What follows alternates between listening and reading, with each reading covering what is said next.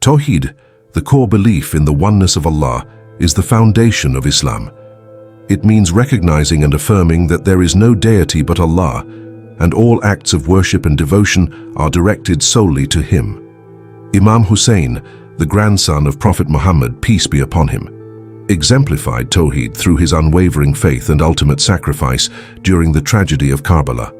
In 680 AD, Imam Hussain stood against the tyrant Yazid, who sought to corrupt the teachings of Islam.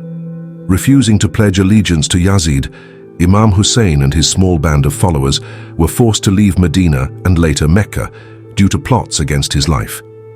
At Karbala, faced with an army of thousands, Imam Hussain chose to stand firm for justice, truth, and the pure principles of Tawheed.